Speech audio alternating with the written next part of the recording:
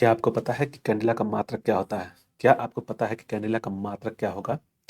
तो यही क्वेश्चन हम लोग पढ़ेंगे और रेलवे के द्वारा यह पूछा गया क्वेश्चन है और यह जो है बहुत ही टिपिकल क्वेश्चन है। यहाँ पे 70 क्वेश्चन करीब हम लोग देखेंगे। तो आप लोगों को वीडियो अच्छा लगेगा तो लाइक और सब्सक्राइब करिएगा और क्वेश्चन को बताइए कि आप लोगों को कितना सही हो रहा है, मैसेज करके बताइएगा। चलिए क्वेश्चन देखते हैं। दिया हुआ है कि क्वेश्चन 1 दिया हुआ है कि शक्कर के घोल का तापमान बढ़ाने से शक्कर की जो विलेयता क्या होगी? घटती है, बढ़ती है, अपरिवर्तित रहती है, पहले घटती है फिर बढ़ती है। तो जो शक्कर की घोल की मात्रा बढ़ाने से शक्कर की विलेयता क्या होगी? तो वह हो जाएगा बढ़ती है, इंक्रीज करती है। आगे आणविक जो होता है, आणविक संगठन के द्वारा ऊष्मा का संश्लेषण कहलाता है। जो आणविक संगठन के द्वारा ऊष्मा का संश्लेषण कहलाता है, क्या कहलाता है? चालन है, यानी कंडक्शन हो गया, संवहन यानी कि कन्वेक्शन हो गया, विकिरण रेडिएशन हो गया, प्रकीर्णन स्कैटरिंग हो गया। तो इसका आंसर क्या हो जाएगा? इसका आंसर संवहन हो जाएगा। जो आणविक संगठन के द्वारा ऊष्मा का संप्रेषण क्या कहलाता है? तो वह संवहन यानी कन्वेक्शन बोलते हैं। पहाड़ों पर पानी निम्नलिखित तापमान पर उबलने लगते हैं। जो पहाड़ पर होता है उसमें जो जो किस तापमान पर, निम्नलिखित तापमान से उबलने लगता है। तो जो पहाड़ पर होता है उसका वायुमंडल तो कम होता है, तो इसी के चलते वहां पे पहले ही मतलब कि यह जो जैसे पानी का जो क्वथनांक होता है, देखिएगा याद रखिएगा, पानी का जो क्वथनांक होता है वह होता है बॉइलिंग पॉइंट। जिससे वो होता है बॉइलिंग पॉइंट यह होता है क्वथनांक, बोलते हैं उसको 100 डिग्री सेल्सियस बोलते हैं, ठीक है ना। 100 सेंटीग्रेड बोलते नहीं, 100 सेंटीग्रेड पे तब वह उबलने लगता है, याद रखिए। तो क्या होता है कि जब पहाड़ों पर जब जाएंगे तो जब पहाड़ पर क्या होगा कि वायुमंडल दाब जो होता है कम हो जाता है। तो जब वायुमंडल दाब कम होगा तब उसका जो उबलने का समय होगा उससे जो सेंटीग्रेड है, मतलब 100 सेंटीग्रेड से कम में हो जाएगा। तो इसका आंसर ये सही हो जाएगा, ठीक है ना।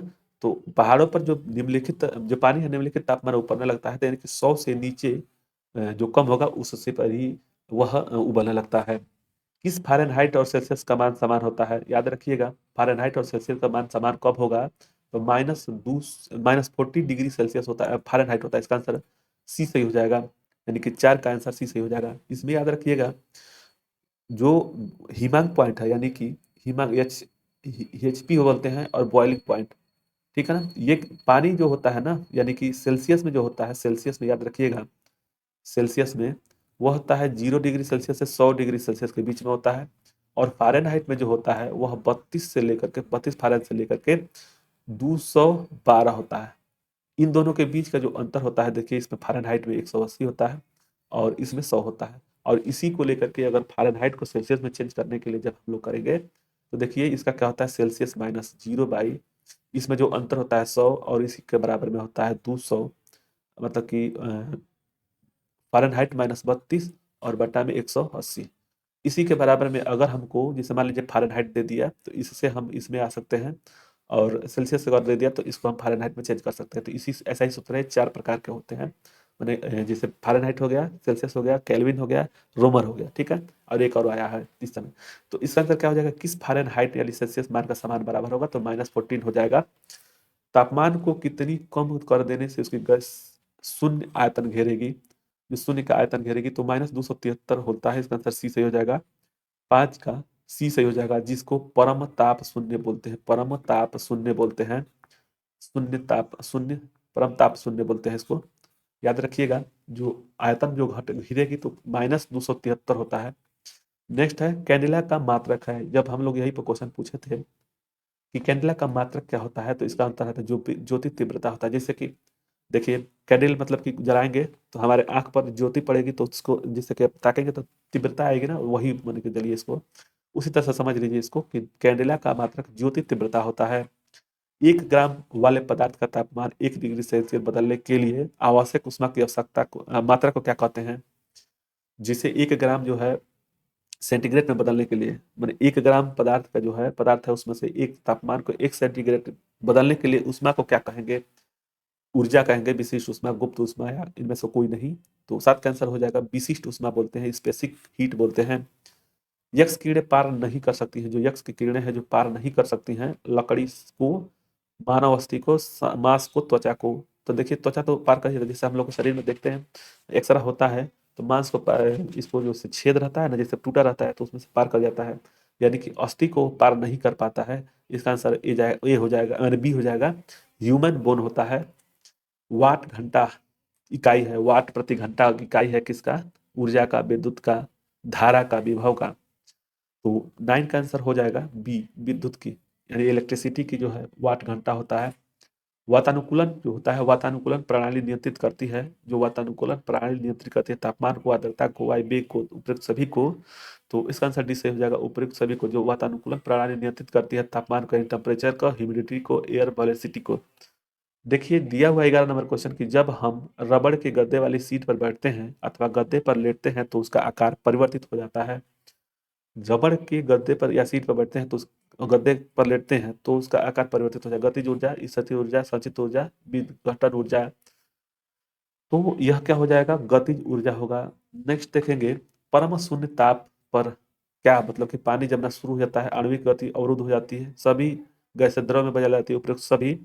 तो 12 का आंसर सी से हो जाएगा, सभी गैसें द्रव में बदल जाती हैं। परमाणु बम की खोज किसने की थी, परमाणु बम की खोज किसने की थी, the who discovered the atomic bomb. Otto Hahn है इनके, इसका आंसर ए सही हो जाएगा। 13 का ए सही हो जाएगा। और परमाणु जब हम किस सिद्धांत पर कार्य करता है तो परमाणु बम नाभिकीय विखंडन के, नाभिकीय नाभिकीय विखंडन के सिद्धांत पर कार्य करता है। याद रखिएगा, जो बम होता है माने परमाणु बम होता है, नाभिकीय विखंडन के सिद्धांत पर कार्य करता है। और इनके खोज कौन किए थे, तो आटोहान किए थे। तड़ित की चमक गर्जन सुनाई देने से पहले देखने में आती है क्योंकि, मैंने तड़ित चमक जो है गर्जन सुनाई से पहले देखने में, इसका कारण क्या है देखिए जो होता है तड़ित जो चमक होता है, चमक यानी कि प्रकाश जो होता है ध्वनि से तेज चलती है, इसी के चलते, यानी इसका क्या देखिए, तड़ी गर्जन से अधिक निकट होती है, प्रकाश निर्वात के जरिए गुजर सकता है। और प्रकाश की गति ध्वनि की गति से अधिक होती है, ध्वनि की गति प्रकाश की गति से अधिक होती है, यानी कि ध्वनि की गति प्रकाश नहीं, प्रकाश की गति जो होती है ध्वनि की गति से अधिक होती है। इसका आंसर यह सी हो जाएगा। 14 का आंसर सी सही हो जाएगा। Speed of light greater than speed of sound, इसका आंसर सी सही हो जाएगा। 3000 एंगस्ट्रॉम तरंगदैर्घ्य की प्रकाश तरंग की आवृत्ति होती है, इसका आंसर क्या हो जाएगा, 15 का ये सही हो जाएगा। एक 1 गुणे 10 का पावर 15 हर्ट जो होता है। 16 नंबर क्वेश्चन है कि निम्नलिखित में से दिया है कि निम्नलिखित में से किसे सूर्य का प्रकाश के नाभिक बिंदु पर लाने में प्रयोग किया सकता है, अवतल लेंस, समतल दर्पण, उत्तल दर्पण, अवतल दर्पण। तो 16 का आंसर क्या हो जाएगा, सी सही हो जाएगा, अवतल दर्पण। एक समतल दर्पण पर आपातिक किरण, आप आपातिक किरण 60 डिग्री सेल्सियस, परावर्तन कोण क्या होगा, याद रखिएगा। जब यह समतल दर्पण है, यहाँ पे आपतित कोण अगर 60 डिग्री है तो उसका परावर्तन कोण भी 60 डिग्री का होगा। ठीक है, परावर्तन कोण जो होता है वह भी 60 डिग्री सेल्सियस हो जाएगा। तो इसका आंसर 17 का आंसर सी से हो जाएगा। यह जो है यहाँ पे देखिएगा, यह एक लंब है और इस क्षेत्र से अगर यह जाता है तो यहाँ पे आपतित जो कोण होता है ना, जितना आपतित कोण होगा उतना ही परावर्तित कोण होगा, इसको याद रखिएगा। सूर्य की किरणों में कितने रंग होते हैं, तो इसका आंसर 7 सही हो जाएगा, 7। इसका आंसर डी सही हो जाएगा, 18 का। सीवी रमन को उनके किस कार्य के लिए नोबेल पुरस्कार मिला था, सीवी रमन को उसके कार्य के लिए, मैंने किस कार्य के लिए, तो इसका एक्स किरण के अध्ययन के लिए, प्रकाश आकस्मिक किरणों का अध्ययन के लिए। तो जो सीवी रमन को जो मिला था वह मिला था प्रकाश के प्रकीर्णन के अध्ययन के लिए। सूर्य की किरणों की तीव्रता मापने के लिए उपकरण को क्या कहते हैं, जो सूर्य की किरणों को तीव्रता मापने के लिए उपकरण को क्या कहते हैं, देख the instrument use to measure the intensity of sun ray is called, मैंने उसको क्या कहते हैं, एस्टोमीटर, कैक्रोग्राफ, एक्टियोमीटर, बैरोमीटर। तो बैरोमीटर तो वायुदाब के मापने के लिए होता है, तो इसका आंसर है एक्टियोमीटर बोलते हैं इसको। सूर्य की किरण की तीव्रता मापने के लिए उपकरण को एक्टियोमीटर बोलते हैं। भौतिक विज्ञान में पहला नोबेल पुरस्कार जीतने वाले व्यक्ति कौन थे, भौतिक विज्ञान में बहुत ही इंपॉर्टेंट क्वेश्चन ये पूछता है। नोबेल पुरस्कार भौतिक विज्ञान में सबसे पहले किसको मिला था, तो वह मिला था विलियम रॉबिन्सन को। इसका आंसर ई सही हो जाएगा। निम्न में से कौन सा मैग्नीफाइंग ग्लास की भांति प्रयुक्त होता है, मैग्नीफाइंग ग्लास की भांति यानी कि इसका उत्तल लेंस हो जाएगा, इसको कैनवेक्स बोलते हैं, कैनवेक्स, कैनकेव नहीं, कैनवेक्स। इसका आंसर सी सही हो जाएगा, 22 का। ठीक है, आगे। ध्वनि तीव्रता की डेसिबल में वो अधिकतम सीमा जिसे ऊपर व्यक्ति नहीं सुन सकता है, मतलब कि उससे अधिक आदमी नहीं सुन सकता है, उसको क्या बोलते हैं, मैंने 50 डीबी है, 70 डीबी है, 85 है, 95 है। तो 23 का आंसर हो जाएगा डी, 95। एक प्रकाश वर्ष में सर्वाधिक समीप होता है किसके बराबर होता है, एक प्रकाश वर्ष इसके समीप मतलब किसके, यानी कि 10 का पावर 8 मीटर होता है, या 10 का पावर 12 मीटर होता है, 10 का पावर 16 मीटर, या 10 का पावर 20 मीटर। तो 24 का आंसर क्या हो जाएगा, सी सही हो जाएगा। नेक्स्ट है डापलर संबंधित है। डापलर प्रभाव बहुत इंपॉर्टेंट क्वेश्चन है, इसको याद रखिएगा। यह ध्वनि से संबंधित है। डापलर प्रभाव में क्या होता है, जैसे सीटी, जैसे रेलगाड़ी दूर से बजती हुई आएगी तो धीरे धीरे तेज सुनाई देगा, जब दूर जाएगी तो कम सुनाई देगा, उसी को डापलर प्रभाव बोलते हैं। यह ध्वनि के लिए होता है, इसका आंसर ए सही हो जाएगा। नेक्स्ट है पीली रोशनी में एक गहरी नीली वस्तु कैसे दिखाई देगी, मतलब कि एक पीली रोशनी में एक गहरी रोशनी, देखिए इसमें एक याद रखिएगा, कभी भी जब दो रंग मिलेंगे तो काला दिखाई देगा। 26 का आंसर क्या हो जाएगा, डी होगा। ठीक है ना, इसमें कभी भी जैसे देखिए व्हाइट के साथ अगर किसी को देखेंगे तब तो उसी का ऐसा दिखाई देगा, व्हाइट के साथ अगर ब्लैक को देखेंगे तो ब्लैक दिखाई देगा, व्हाइट के साथ अगर सफेद बने डब्लू के साथ अगर व्हाइट के साथ अगर हम लाल को देखेंगे तो वह लाल दिखाई देगा। लेकिन जब यहीं पे लाल और जैसे कि बैगनी के साथ करेंगे तो काला हो जाएगा, मतलब कि दो अगर एक साथ रंग बदलेंगे तो उसका रंग बदल जाएगा, यानी काला हो जाएगा। ध्वनि तरंग किस दर से यात्रा करती है, ध्वनि जो तरंग होती है किस यात्रा से मतलब किस दर यात्रा से करती है, 1.1 मील सेकंड होता है। और 150 550 हो गया, 1100 हो गया, 1100 मील प्रति सेकंड हो गया, तो 27 का आंसर सी से हो जाएगा, 1100 फुट मीटर सेकंड होता है। कांच में से गुजरने का प्रकाश के किस रंग की गति धीमी होती है, कह रहा है कि कांच से गुजरने वाले प्रकाश के किस रंग की गति धीमी होती है, लाल, बैगनी, हरा, पीला, तो 28 का आंसर हो जाएगा बी, बैगनी किरण का। सामान्य आंख के लिए सुदिष्ट न्यूनतम दूरी जो होती है 25 सेंटीमीटर होता है, जैसे कि हम यहाँ पे बैठे हैं, हमको 25 सेंटीमीटर दूरी पे आराम से सामान्य रूप से दिखाई देना चाहिए, तो आपका आंख सही रहेगा, तो इसका आंसर डी सही हो जाएगा। मोटर वाहन के पीछे का दृश्य दिखाने के लिए उपयोग में कौन सा लगता है, तो इसका उत्तल लेंस हो जाएगा। ठीक, तो 30 का आंसर क्या हो जाएगा, बी सही हो जाएगा। कैनवैक्स बोलते हैं, कैनवैक्स, कैनवैक्स बोलते हैं 30 का। ठीक है, 31 है कि दूर दृष्टि शोधन प्रयोग हेतु प्रयोग किया जाने वाला उपकरण कौन सा है दूर दृष्टि के लिए, तो देखिए दूर, दूर उर हो रहा है ना, तो उत्तल लेंस का प्रयोग करते हैं, उत्तल लेंस का। और निकट, निकट, निकट आ रहा है ना इसमें, तो ये अवतल लेंस हो जाएगा। ठीक, तो इसको याद रखिएगा, दूर दृष्टि दोष के लिए क्या होता है, उत्तल लेंस का, तो इसका कन्वेक्स का प्रयोग करते हैं, इसका आंसर बी से हो जाएगा 31 का। ध्वनि की चाल है 900 मील, 920 मील प्रति घंटा, 960 मील प्रति घंटा, इनमें से कौन सा, देखिए ध्वनि की जो चाल होती है याद रखिएगा 232 किलोमीटर प्रति सेकंड होता है ना, तो इसका क्या हो जाएगा, मील में पूछ रहा है, तो अब इसका 32 का 20 से हो जाएगा।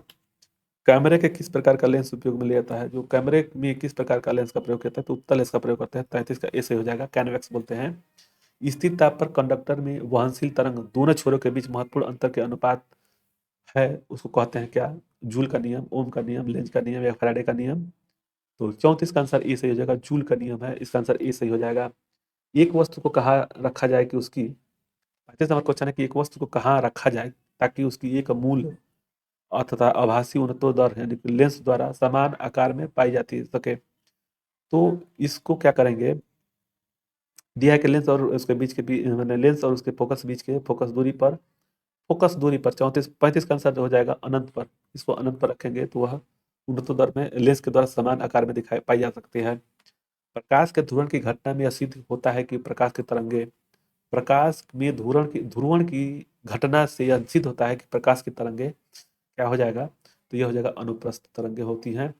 याद रखिएगा जो ध्वनि होती है, ध्वनि वो होती है अनुदैर्ध्य तरंगे होती है, और प्रकाश जो होता है इसमें प्र है, प्रकाश तो प्रकाश हो गया, ध्व हो गया, तो आधा इसको याद इस तरह से याद रखिएगा, नहीं तो ये पूछता भी है। रेलगाड़ी जब स्टेशन पर पहुंचती है तो वह अपनी स्वाभाविक ध्वनि आवृत्ति से बढ़ती हुई लगती है, इसका कारण क्या है, यह डापलर प्रभाव, यही क्वेश्चन आया था इससे पहले वाले में, तो 37 का आंसर बी से हो जाएगा, डापलर प्रभाव बोलते हैं। जब एक रेलगाड़ी स्टेशन से पहुंचती है तो वह अपनी स्वाभाविक ध्वनि आवृत्ति से बढ़ती हुई लगती है, इसका कारण है डापलर प्रभाव। ल्यूमेन किसका मात्रक है, ल्यूमेन जो होता है किसका मात्रक है, तो ज्योति फ्लक्स का, तो इसका आंसर सी से हो जाएगा।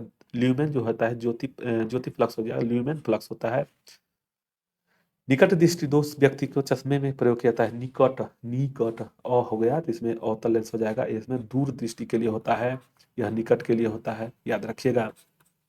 इसको याद करने के लिए सबसे अच्छा चीज है निकट, धीरे से निकट आ रहा है तो अवतल लेंस, दूर, दूर मतलब ऊ आ रहा है तो उसमें उत्तल लेंस हो जाएगा। इंद्रधनुष में किस रंग का विक्षेपण अधिक होता है, मैंने विक्षेपण क्या है, which colours is the maximum dispersion in or rainbow, मतलब कि रेनबो में इंद्रधनुष में विक्षेपण सबसे ज्यादा किस रंग का होता है? तो विबग्योर का हो जाएगा। विक्षेपण जो होता है वह विबग्योर का हो जाएगा, यानी विक्षेपण अधिक होता है। इसका आंसर सी सही हो जाएगा। निम्नलिखित में से किसकी भेदन क्षमता अधिक है? एक्स किरणें की, ये अल्फा बीटा गामा, तो गामा किरणें की होती है। इसका आंसर सी सही हो जाएगा 41 का। अलग अलग तारे का रंग अलग अलग होता है, निम्नलिखित में से किसके कारण होता है? अलग अलग तारे, जो तारा होता है ना, तारे, उसका रंग किसके कारण से होता है? चाल, दूरी, तापमान, तापमान के कारण से। इसका आंसर सी सही हो जाएगा। मृग तृष्णा बनने का कारण क्या है? The reason for the formation of mirage is पूर्ण आंतरिक परावर्तन, विसर्जन पर, इसका पूर्ण आंतरिक परावर्तन, टोटल इंटरनल रिफ्लेक्शन होता है। पूर्ण आंतरिक परावर्तन के कारण मृग तृष्णा बनने का कारण होता है। तो 43 का आंसर ए सही हो जाएगा। अष्टभुजा प्रिज्म में कितने फलक होते हैं? अष्टभुजा, अष्ट जो भुजा है, अष्टभुजा प्रिज्म में कितने फलक होंगे? अष्टभुजा यानी कि 8 गो तो भुजा ये हो गया, ऊपर नीचे 2 यानी 10 गो हो जाएगा। 44 का आंसर क्या हो जाएगा? ए। देखिए देखिए क्या है ना, इसको 1 2 3 4 5 6 6 होगा ना, इस तरह 8 हो चाहिए ना। तो 8 का मतलब कि यहाँ से 1 2 4, 1 2 3 4, हाँ ये अष्टफलक है। देखिए इस तरह से, तो एक ये हो गया, 2 3 4 5 6 7 8, तो ये हो गया। एक ऊपरी साइड में, एक निचली साइड में, ठीक है, तो ये 10 हो जाएगा। फलक पूछ रहा है, दो समांतर दर्पणों के बीच कितने प्रतिबिंब देखे जा सकते हैं? दो समांतर, अगर एक सामने से, अगर क्या बोलते हैं कि दो समांतर दर्पणों के बीच में अगर यहाँ पे एक वस्तु को रख दिया जाए तो अनंत बनेगा। इसका आंसर डी सही हो जाएगा। लेकिन यहीं पे किसी अगर डिग्री पर रख दिया जाए, 90 डिग्री पर रख दिया जाए, तो 360 और प्लस बटा में 9, तो 9 चौके 36 यानी कि 5 को बनेंगे। इसको याद रखिएगा। 45 का आंसर क्या हो जाएगा? 45 का आंसर डी सही हो जाएगा। रोशनी के लिए प्रयुक्त साधारण ट्यूबलाइट में होता है क्या? रोशनी के लिए प्रयुक्त साधारण ट्यूबलाइट में होता है क्या होगा? तो 46 का आंसर डी सही हो जाएगा। दो फिलामेंट फ्लोरोसेंट पदार्थ और पारावाष्प होता है। इसका आंसर डी सही हो जाएगा। रासायनिक ऊर्जा का विद्युत ऊर्जा में परिवर्तन को क्या बोलेंगे? डायनमो क्या है? तो डायनमो जो होता है, यांत्रिक ऊर्जा को, यांत्रिक ऊर्जा को, यांत्रिक मतलब कि यांत्रिक ऊर्जा को विद्युत ऊर्जा में चेंज करता है। याद रखिएगा इसको। इलेक्ट्रिक हीटर जो होता है, विद्युत ऊर्जा को, विद्युत ऊर्जा को ऊष्मा ऊर्जा में, ऊष्मा ऊर्जा में प्रयोग परिवर्तित करता है, ठीक है। बैटरी क्या होता है? रासायनिक ऊर्जा को विद्युत ऊर्जा में। इसका आंसर सी सही हो जाएगा। इसमें कि जो रासायनिक उर्वरक मतलब रासायनिक तत्व रहते हैं, उसके चलते यह आ, विद्युत ऊर्जा में परिवर्तित करते हैं। तो इसका आंसर सी सही हो जाएगा 47 का। आगे देखेंगे, वायु दाब बनाती है, वायु दो दबाव बनाती है, केवल नीचे की ओर, केवल ऊपर की ओर, सभी दिशाओं की ओर। तो जो होता है वायु जो दाब बनाती है सभी दिशाओं की ओर बनाती है। इसका आंसर सी सही हो जाएगा। मुक्त रूप से निलंबित चुंबकीय सुई किस दिशा में लपटती है? यानी कि उत्तर और दक्षिण, उत्तर दक्षिण, दक्षिण पश्चिम है, उत्तर पूर्व है, ये नहीं होगा, उत्तर दक्षिण दिशा में। इसका आंसर भी सही हो जाएगा। यहाँ पे दिया हुआ 50 नंबर क्वेश्चन है कि चुंबकीय कंपास की सुई किस दिशा की ओर इंगित करता है? तो उत्तर के साइड में, जैसे ऊपर है उत्तर के साइड में और दक्षिण के साइड में, यहाँ पे जो कोई भी अगर लटकाएंगे तो यह उत्तर के साइड का इंगित और दक्षिण के साइड का इंगित करेगा। तो इसका आंसर क्या हो जाएगा? सी सही हो जाएगा। नेक्स्ट है, इलेक्ट्रॉन वोल्ट मात्रक है। वोल्ट, इलेक्ट्रॉन वोल्ट मात्रक है किसका? शक्ति का विभवांतर का। विभवांतर का वोल्ट होता है, तो 51 का आंसर डी। देखिए इलेक्ट्रॉन जो वोल्ट होता है, इसका होता है विभवांतर का वोल्ट होता है, इलेक्ट्रॉनिक चार्ज एनर्जी का होता है, इसका इलेक्ट्रॉन वोल्ट होता है। इसका आंसर डी सही हो जाएगा। विद्युत मात्रा आवेश, यानी कि विद्युत आवेश का मात्रा क्या होगा? आवेश का कूलाम होता है। इसका आंसर 52 का। विद्युत मात्रा यानी आवेश का, इलेक्ट्रिसिटी, द यूनिट ऑफ विद्युत मात्रा, विद्युत धारा का एम्पियर होता है, विद्युत धारा का एम्पियर होता है। आवेश का कूलाम, कूलाम का आवेश, प्रतिरोध का ओम होता है, प्रतिरोध का ओम। इसका आंसर अब कूलाम हो जाएगा आवेश का, ठीक है, आवेश का कूलाम होता है। एक धातु के तार में विद्युत प्रवाह होता है, एक धातु के तार में विद्युत प्रवाह होता है इलेक्ट्रॉन के कारण, प्रोटॉन के कारण, आयन के कारण, निम्नलिखित उपरोक्त में से कोई नहीं। तो 53 का आंसर क्या हो जाएगा? ये होगा इलेक्ट्रॉन के कारण से विद्युत तार में विद्युत प्रवाहित होता है। एक धातु तार में, टेलीफोन लाइन में प्रवाहित होता है, जो टेलीफोन लाइन में प्रवाहित होता है, ध्वनि ऊर्जा, विद्युत ऊर्जा, रेडियो ऊर्जा और यांत्रिक ऊर्जा। तो टेलीफोन लाइन में प्रवाहित ऊर्जा जो होती है वह होती है विद्युत ऊर्जा, यानी कि 54 का आंसर बी सही हो जाएगा। इलेक्ट्रिक एनर्जी होता है। सौर सेलर बता देते हैं सौर ऊर्जा को विद्युत ऊर्जा में, तो इसका आंसर बी सही हो जाएगा। 55 का बी। 56 देखेंगे हम लोग, स्थिर ताप पर कंडेंसर के वहनशील तरंग दोनों छोरों के बीच के महत्वपूर्ण अंतर के अनुपात को क्या कहते हैं?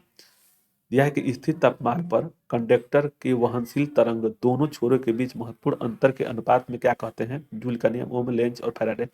तो 56 का आंसर क्या हो जाएगा? बी हो जाएगा, ओम का नियम बोलते हैं। शुष्क सेल में कार्बन की छड़ करती है, मतलब कि शुष्क सेल में कार्बन की छड़ जो क्या कार्य है? एनोड का कार्य, कैथोड का कार्य, दोनों का, इनमें से कोई नहीं। तो कार्बन जो शुष्क सेल में होता है, कार्बन की जो छड़ होती है वह एनोड का कार्य करती है। इसका आंसर ए सही हो जाएगा।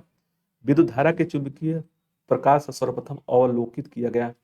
विद्युत धारा का चुंबकीय प्रभाव सर्वप्रथम अवलोकित किया गया हेनरी द्वारा, स्टेज द्वारा, फैराडे द्वारा, वोल्टा द्वारा। तो यह जो किया गया था वह किया गया था स्टेज के द्वारा। तो इसका आंसर भी सही हो जाएगा। विद्युत प्रतिरोध मापा जाता है, विद्युत का प्रतिरोध ओम में मापा जाता है। इसका आंसर बी सही हो, सी सही हो जाएगा 59 का। यह तो होता है विद्युत धारा, होता है विद्युत धारा, विद्युत धारा होता है इसका, विद्युत धारा का एम्पियर होता है। विद्युत विभवांतर का होता है, विभवांतर का वोल्ट होता है। और आवेश का जो होता है, विद्युत आवेश का, वह होता है कूलाम। याद रखिएगा इसको। आगे, एक एसी जनित्र जनरेटर का मुख्य है क्या है? आर्मेचर कुंडली, क्षेत्रीय चुंबकत्व, स्लिप रिंग या बुसेस, यानी कि सभी तीनों। तो 60 का आंसर क्या हो जाएगा? डी हो जाएगा, सभी तीनों। नेक्स्ट है, मुक्त रूप से लटकती हुई सुई का अक्ष भौगोलिक अक्ष के साथ कोण बनाते हैं कितने का? तो 61 का आंसर हो जाएगा सी, 18 डिग्री का। खाद्य ऊर्जा को हम किस इकाई से माप सकते हैं? तो वह खाद्य ऊर्जा को कैलोरी में, मतलब कि कैलोरी में मापते हैं। इसका आंसर ये सही हो जाएगा 62 का। 63 है कि जब किसी पिंड की गति दुगुनी की जाती है, जब किसी पिंड की दुगुनी माने गति दुगुनी की जाती है, तो उसको देखिए किसी भी पिंड का 1/2 mv² होता है। तो ये मान लीजिए इसको बढ़ा दिया जाएगा, मान कर चलिए, तो इस क्या हो जाएगा? तो अगर 2 है तो दो दूनी के 4 हो जाए, पहले है 2 दूनी के 4 हो जाएगा, और उसको दोगुना कर दिया चौको 16 हो जाएगा। तो कितना बढ़ जाएगा इससे? इससे चौको को 16 4 गुना बढ़ जाएगा ना। तो उसकी गतिज ऊर्जा दोगुनी हो जाएगी, उसकी स्थितिज ऊर्जा दोगुनी हो जाएगी, नहीं होगा। त्वरण दोगुना, संवेग दोगुना, गतिज ऊर्जा जो होती है क्या हो जाएगा? तो 63 का आंसर हो जाएगा बी, संवेग दोगुना हो जाएगा। संवेग क्या होता है? एम भी होता है, यह दोगुना हो जाएगा। अब यहाँ पे गतिज ऊर्जा पूछता तो वो 4 गुना होता है, लेकिन यहाँ संवेग पूछ रहा है। तो ये जैसे कोई पिंड है एम भी, संवेग जो होता है एम भी हो गया, और इसकी गति यानी कि भी को बढ़ा दिया, दोगुना कर दे, बस यही ना बढ़ेगा। लेकिन अगर गतिज ऊर्जा पूछ देगा तो वो बढ़ जाएगा 4 गुना। तो संवेग जो होता है 2 गुना बढ़ जाता है। सौर सेल परिवर्तित करती है, जो ऑप्शन पे देखिए, एक और चीज यहाँ पे देखेंगे 63 वाला पे, ऑप्शन पे सबसे ज्यादा निर्भर करता है। त्वरण दोगुना होगा तो त्वरण तो इसमें जैसे किसी वस्तु का दोगुना कर देंगे तो त्वरण पे कोई फर्क नहीं पड़ने वाला है। संवेग जो होता है, संवेग क्या बोलते हैं? संवेग जो होता है, संवेग वह होता है mv² होता है, mv होता है, ठीक है। और गतिज ऊर्जा दोगुनी हो जाएगी, दोगुनी नहीं होगी 4 गुनी हो जाएगी, तो ये तो होगा नहीं, इसी ऊर्जा इसमें है नहीं। तो अब इसी दोनों में से ये भी होगा नहीं, तो इसका आंसर बी सही हो जाएगा। सौर सेल परिवर्तित करता है, उस क्या करता है? तो सौर सेल जो होता है सौर ऊर्जा को, मैंने सूर्य की ऊर्जा को विद्युत ऊर्जा में परिवर्तित करता है। तो इसका आंसर भी सही हो जाएगा। आगे दिया कि सोलर सिस्टम को किसने खोजा? बहुत ही इंपॉर्टेंट क्वेश्चन। सोलर सिस्टम को जो खोजने वाला था कोपर्निकस, केपलर, आर्यभट्ट, न्यूटन, तो दोनों तो नहीं थे, केपलर और इसमें से है। तो यह हो जाएगा 65 का आंसर, ये हो जाएगा कोपर्निकस। जो सोलर सिस्टम जो होता है उसके खोज किसने की थी? कोपर्निकस ने। अंतरिक्ष के दो बिंदुओं की पृथकता की दूरी को कहते हैं, जो अंतरिक्ष में दो बिंदुओं की पृथकता की दूरी को कहते हैं क्या? आयतन, लंबाई, चौड़ाई, क्षेत्रफल। तो 66 का आंसर डी हो जाएगा, क्षेत्रफल। चंद्रमा पर उतरने वाला पहला मानव नील आर्मस्ट्रांग थे, ठीक है। तो इसका नील आर्मस्ट्रांग, चंद्रमा पर नील आर्मस्ट्रांग थे। तो इसका आंसर बी से हो जाएगा, 67 का बी। नेक्स्ट है परम दाब।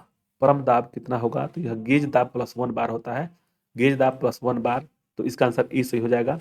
इतना ही क्वेश्चन था। आप लोगों को इसका पीडीएफ इसी वीडियो के लिंक में जब जाएंगे डिस्क्रिप्शन में, तो आपको इसका पीडीएफ मिल जाएगा, आप वहां से देख सकते हैं। तो आप लोग को वीडियो अच्छा लगे तो लाइक और सब्सक्राइब करें। धन्यवाद। जय हिंद, जय भारत।